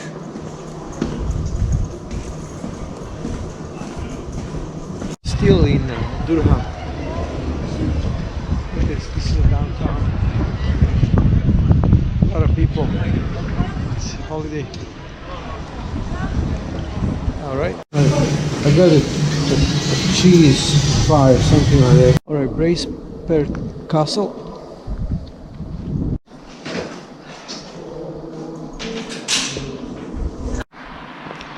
All right, I made it. All milestones for today. You can see if you want to finish on time, but there is not much time and there is a lot of work, the quality safety will suffer as a result of that. So I am making it.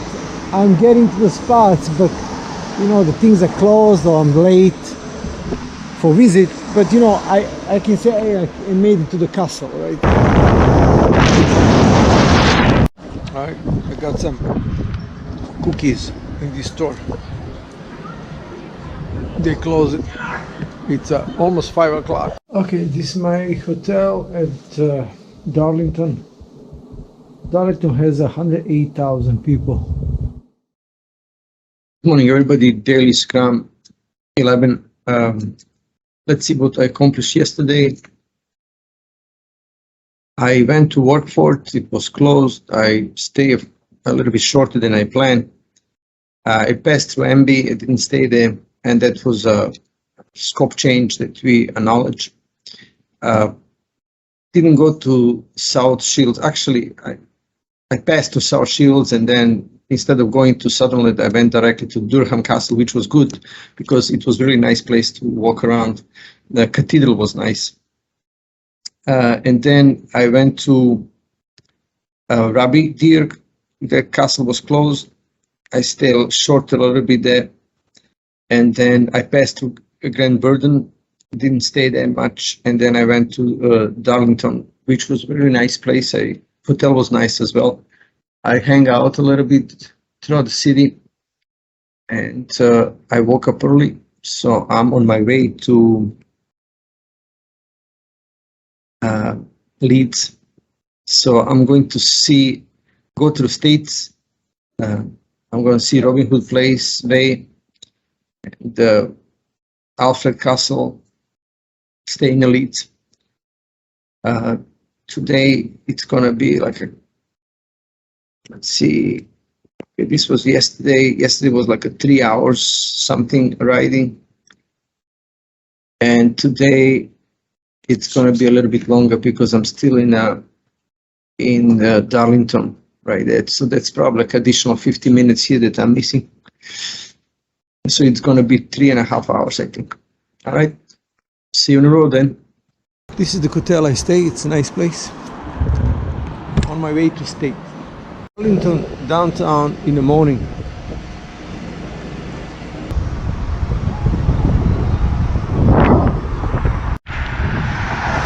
Okay, the average speed check, that's the most agile thing you can find here.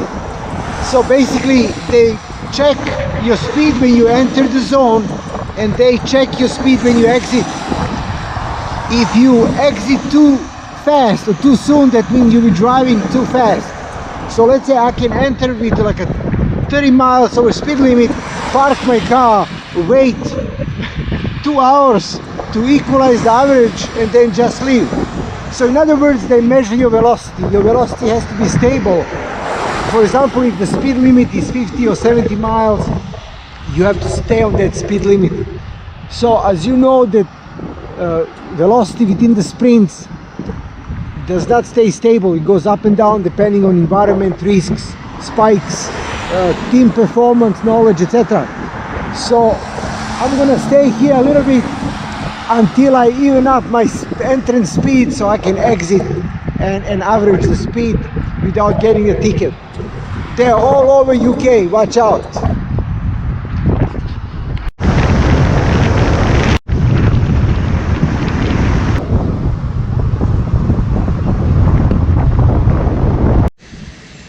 Almost there.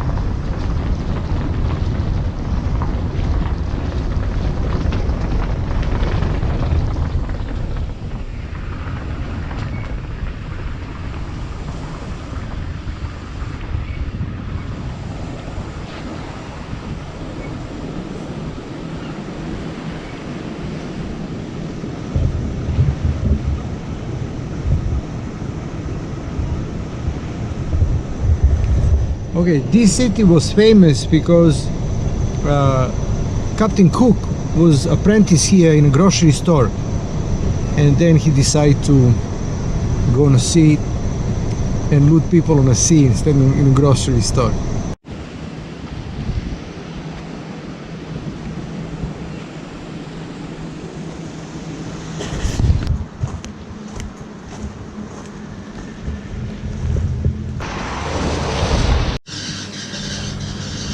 Stop for the gas.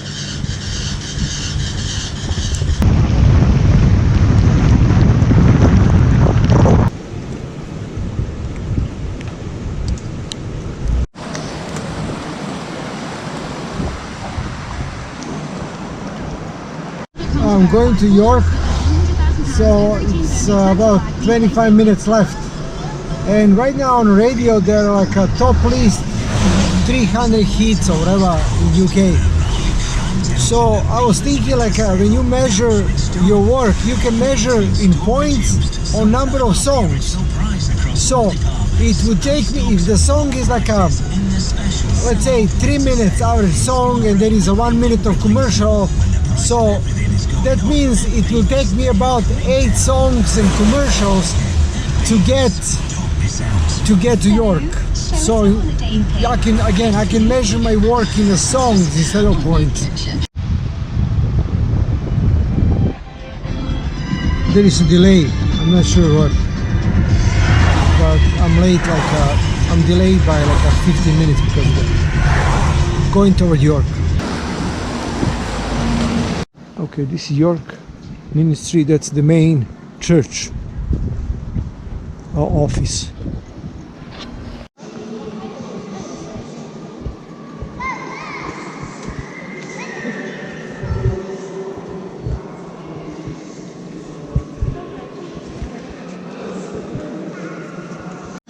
Cider, and we're gonna mix a wild cherry with the wine.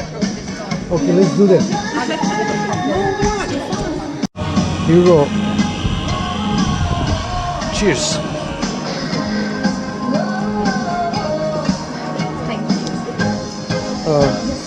It's cooked wine. It's good. This to Shambles. It's a historic road. York.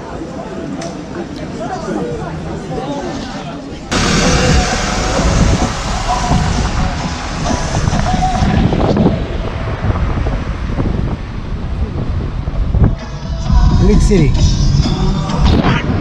Okay, I'm in Leeds.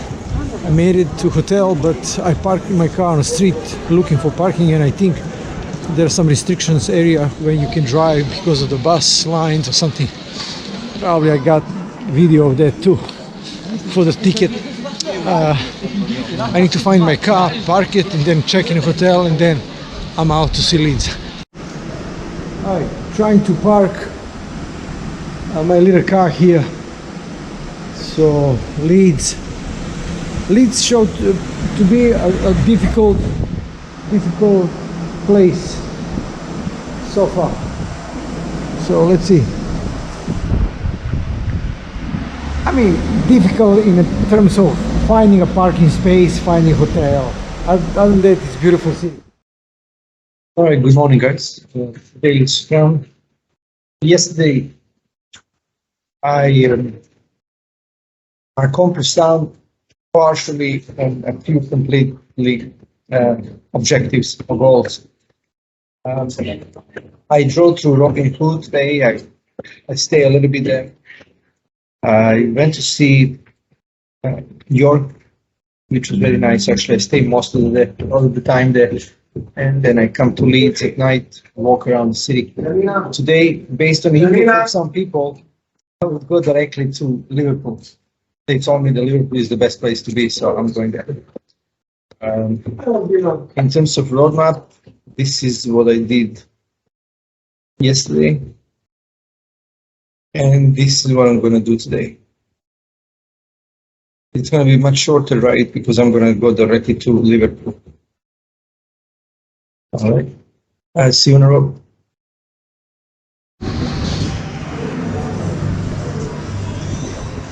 I stay there. Alright, this is where I park. And let's go and check in hotel. So how do I track my project progress? In Waterfall, I would ask my team to answer 4 questions about their tasks. Percentage complete, new delivery date, confidence level that they're gonna meet the date, and any risk or roadblock that we need to address. In Agile, you have 3 questions. What did you accomplish yesterday? What are you going to do today? Any roadblock or risk to attend? Alright, just landed in Liverpool again. So I think I made a good choice because I have a whole day now. It's like 11:30, so I have a whole day to explore city, enjoy food, few drinks, etc. This is where I'm staying. Let's see how's inside. I got a map. I'm going to Albert Dock for fish and chips.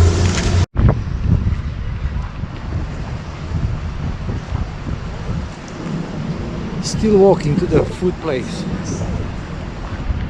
Nothing is better than living next to sea.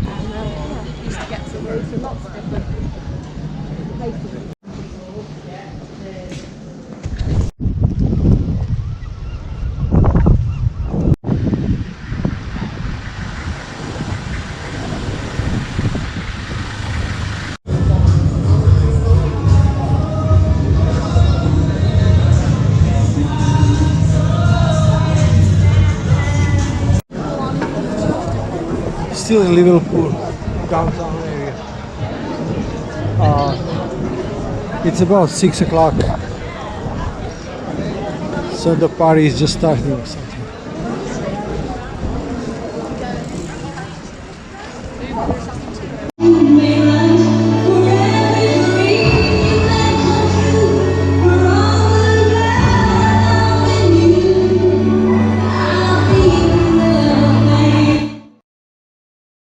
Morning, everybody. Daily consulting. What did I accomplish yesterday? I reduced the scope. I did not go to Huddersfield and Manchester. subject matter expert told me, go to Liverpool, you're going to have a great time. And I did. I went direct to Liverpool and I really enjoyed myself. Great place to visit, great food, great places, good music. So some places related to Beatles. I stayed at an over hotel, which is kind of considered to be McCartney's bar. Today, I am going to cut scope even further. I'm going to go directly to Castle Conway. So, on a map that this was what I accomplished yesterday, direct route from Leeds to Liverpool. If you take a look now, in terms of burn down chart, accomplish user stories and functions that I have to explain to my end users later when, if we're going to deliver them. Right, eating my breakfast, so when I finish, I'm already late. I'm going to try to go directly to the castle and just try to go to Dublin on an early ferry instead of waiting late night. Join.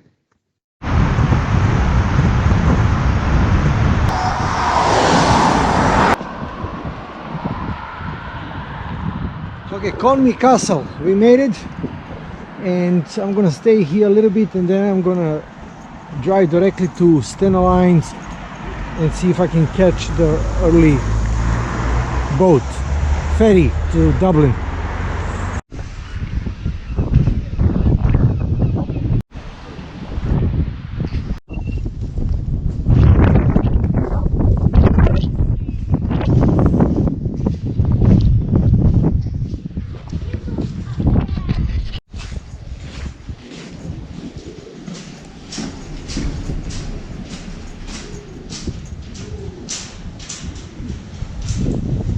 Prison tower.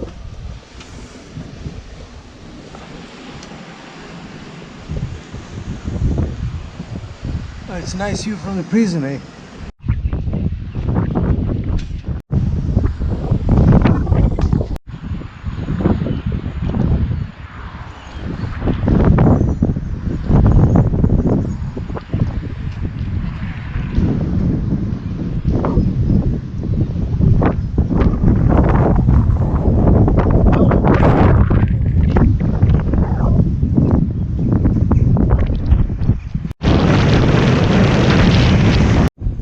As you move to the project and as you learn more about the end users and their goals and objectives with the project, you learn how to prioritize their goals, how to prioritize your work.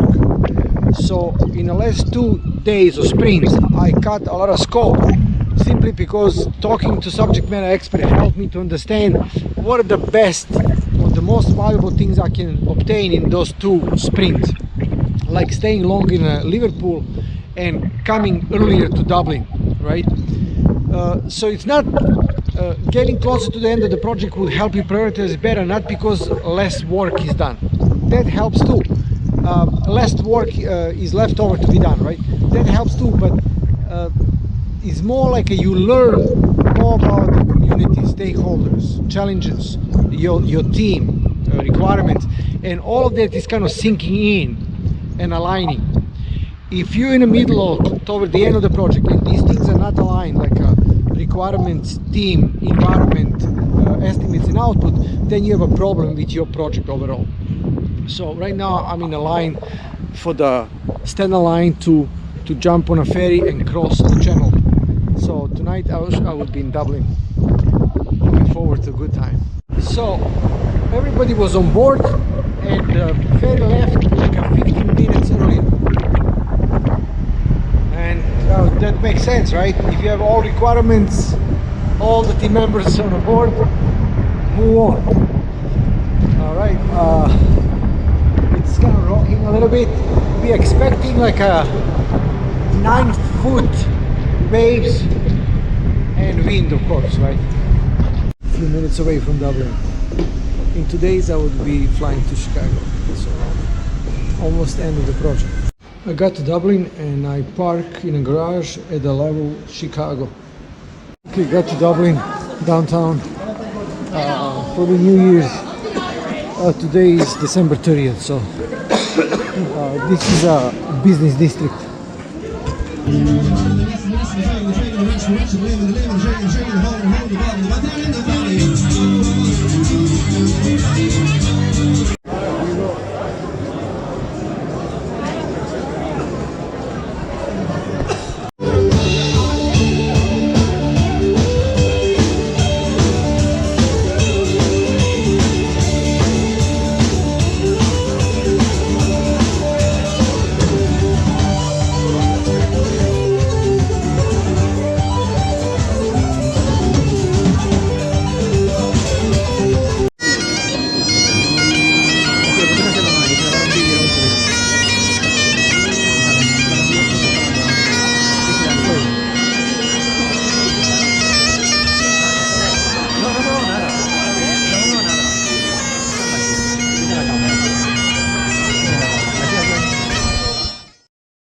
Hi, good morning, guys. Daily Scrum 14. What did I accomplish yesterday? Again, I cut the scope a lot. I went to see Conway Castle, and it was a very nice experience, very nice landscape as well. And then I drove directly to Stand-Line Adventure Ferry, and I cut early ferry to come to Dublin. I had a nice evening in Dublin. Visit some places around the river. And today I am going to see Begot Street, St. Patrick Cathedral, and Dublin Castle. And after that, the project is done. We'll talk about lessons learned a little bit and start preparing for the trip back home. In terms of roadmap, okay, this is what we did yesterday. And if you track down through burn down chart, there is still a lot of things. I mean, not a lot of things, you know, like a couple of things that I have not finished yet.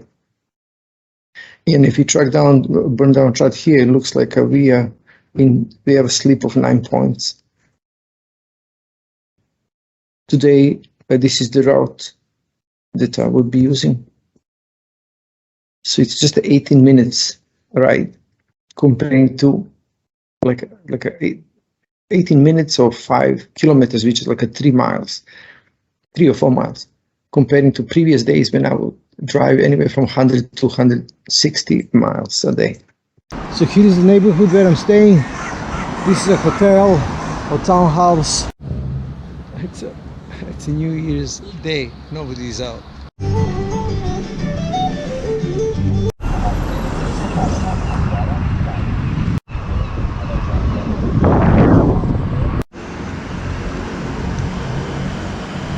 Alright, I got to St. Patrick Cathedral.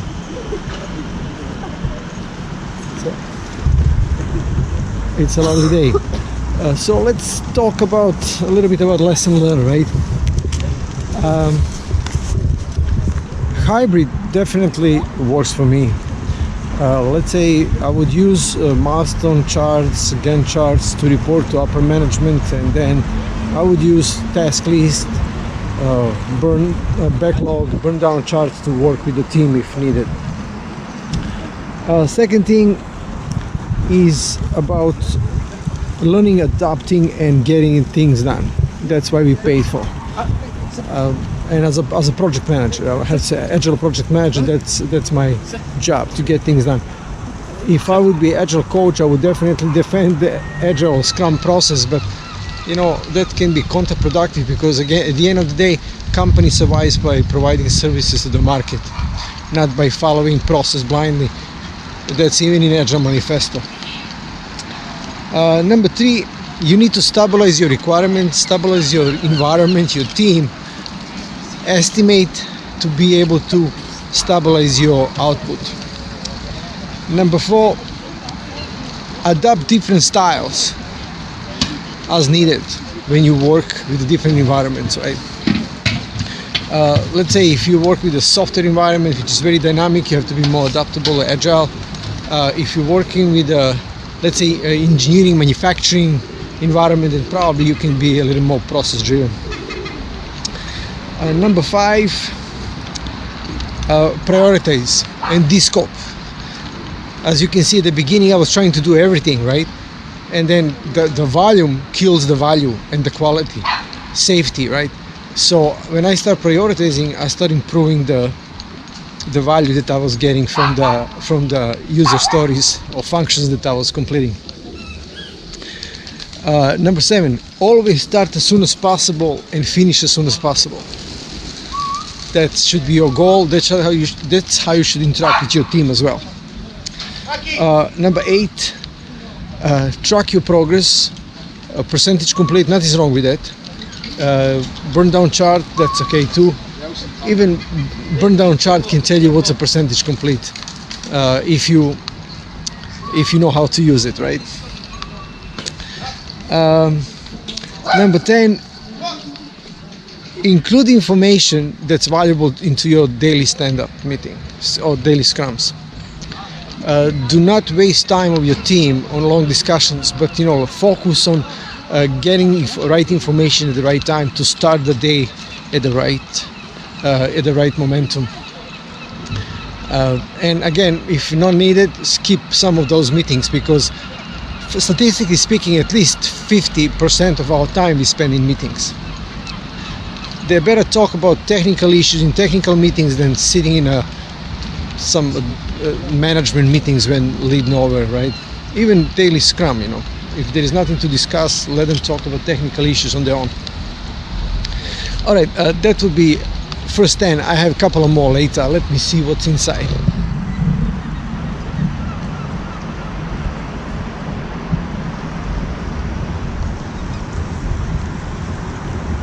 For today, Daheim Nesbitt and supplies.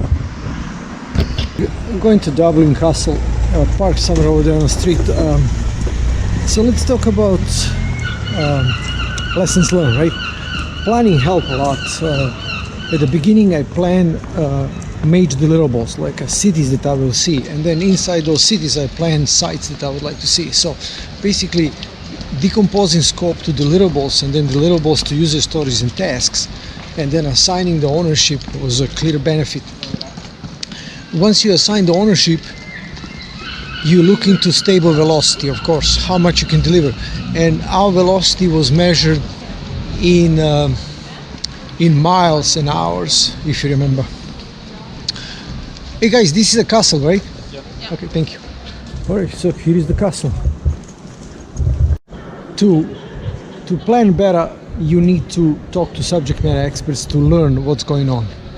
So like I asked people when I was lost which way to go, and people helped me with that. So that was greatly beneficial.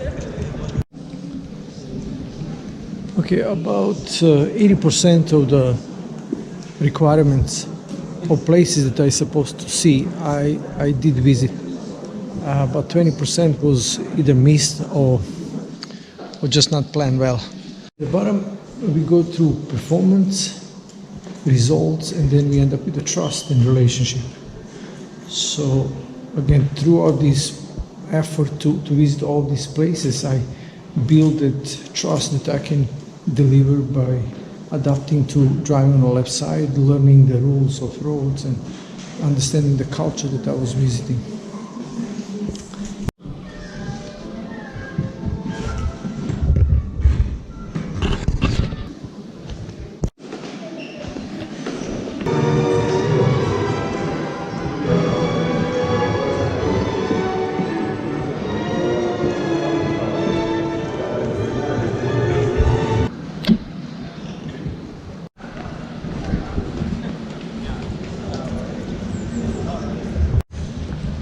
Made some time to visit a place called Hovd. It's like 50 minutes from downtown Dublin.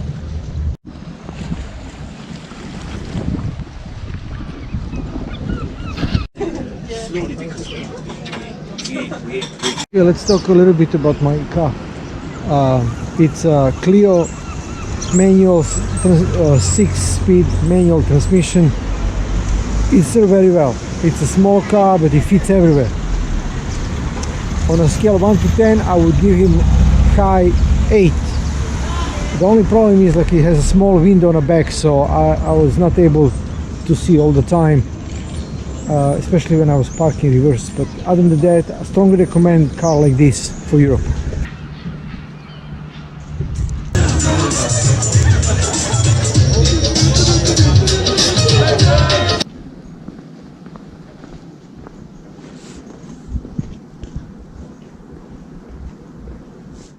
my way to the airport. My flight is at 3 o'clock, 3:30 or something like that, so I'm gonna drive a little bit. Probably I should be at the airport at noon or something like that. Very like 20 minutes from the airport. So a last few shots of the island coastline. I'll check and see if I can get some fish and chips before I leave. Fresh. Wow. Just returned my car, heading for the airport. The most important sight, or the most important sign in the car was drive on the left. And I always remind myself to do that. Now when I get back to Chicago, I have to remind myself to drive on the right. Retrospective, lesson learned, or summary. For the best hotel, I would say it was Leonardo Boutique Hunting Tower, Perth. People are very friendly, clean, warm place, great location, good food, really classy place. I really enjoyed being there. For the best food, that was fish and chips at the Moray Golf Club at the Lucy Mount. Actually, there are a couple of places here like a Hopman and Finehorn. Those three places were really like a nice areas. I really enjoy being there. Like a small fishing villages, nice people to talk. Scotland. For the drink in York, I had a Mullen wine with cook wine with wild cherry. That's something that I really enjoy. And then for the castle, I would say Stirling in Scotland. A lot of history there. Really something to be proud of. And then for the fun time, definitely Dublin and then Liverpool. Belfast as well.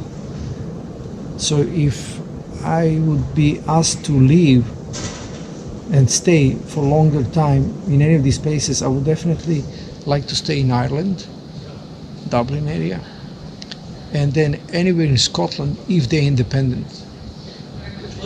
Just to be with Scottish people on Scottish land, right? And that's kind of wrap up for the trip. I'm waiting for the plane, going back to Chicago. This is it, boarding time. In 11 hours I'll be in Chicago, something like that. Home sweet home Chicago, I'm back. Thank you for watching this video. I hope you enjoyed. If you're watching this video for the PDU, complete the survey, about 10 plus questions, and you will get a free PDU.